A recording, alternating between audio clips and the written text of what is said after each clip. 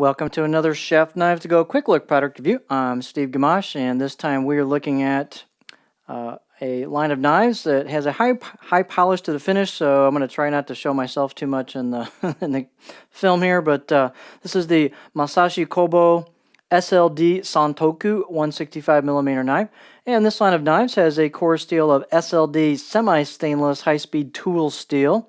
And it's semi-stainless because it has chromium in it, kind of just below the threshold that meets full stainless rating, so it doesn't tend to discolor or oxidize very quickly at all, but they can't officially call it stainless, full stainless steel. The heat treat's about 61 Rockwell on that core steel, and the construction is a softer stainless steel cladding on either side of that core steel. And so it's a 3-layer sandwich, and of course these have been polished to an almost mirror polish. The weight on the knife is 143 grams, about 5 ounces, and the blade length on these typically run just a little big, at least I've seen from a variety of their knives, but this is 170 on the edge, about 6.7 inches, and this particular one's about 307 millimeter in overall length. The spine thickness is about 3 millimeters coming out of the handle, in front of the handle above the back of the blade, and then the nice thing about these knives is they have a pretty consistent taper as you get down. And this isn't quite so much as the Gyutos because of the shape of the blade, but this still tapers down, and especially as you hit the grind of the knife. And these are quite thin at the tip. The Gyuto knives even more so. The height on these is always generous. That's just the way this style of blade from this maker is. So they're always tall. This one is 51 millimeters tall at the back of the blade. And the handle is just no frills, basic what they call chestnut or dyed wood with a plastic ferrule. There's a noticeable step in between the ferrule and the wood. That's kind of common with this type of handle. The handle is quite light.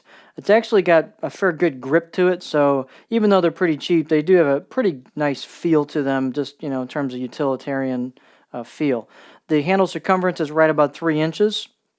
Right here where the wood and the wood and the plastic meet. The blades on these are finished to a high degree. As you can of course see, they've got the polish to them. There's some chiseled kanji. And then they've got a great finish and polish on the spine with some roundness to it, and also on this curve back of the blade known as the choil into the neck or imoto. So there's a great relief and polish to that as well. They're very, very refined and well done out of the box. These had nice out of the box edges, 6 or 7 out of 10 I'll give it. Let's see if we can see the core steel show up. There we can. It's hard to show, but you can see that showing through right there at the edge. It's kind of a faint line. These have a grind that's really well done, and you can feel that grind kind of taper down. Right in here it starts to taper down towards the edge.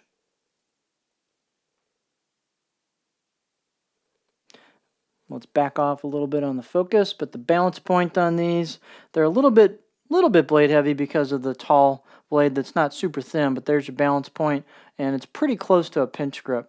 And so it's got a bit of a blade forward feel to it, like there's a little bit of meat to it, and the blades are fairly stiff.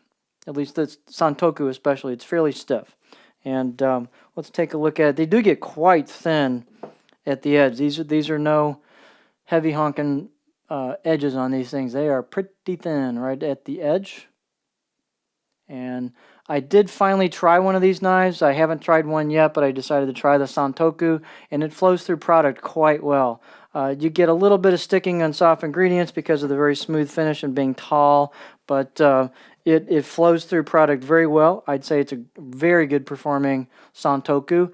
The question would be, do you like that height or not? The finish on the blade is great. They are known for their flat edge profile, so even on a shorter blade, you get a nice flat spot towards the back, and it just stops into a flat spot. So not a lot of distance on the belly, but kind of a sharp upward rise to the belly, and this is kind of their style. This is just a compact version of what they do on their Gyuto knife. So look how high I can get on that before I start touching that. So while I wouldn't consider this a real rocking blade, because it's so short, but you can rock with it easy, and it's also got a nice flat spot for chopping. So I consider this a pretty versatile profile. It's one of the flatter flat spots you're going to see on a Santoku, especially a shorter one like this. So I was very impressed with the performance of the blade. The fit and finish is very, very good. The steel's nice. Just a quality product. So the biggest question is, do you like that height or not on the blade, and on their Gyuto knives as well. So anyway, very much enjoyed using this one. So this is the Masashi Kobo SLD semi-stainless core steel Santoku 165mm knife.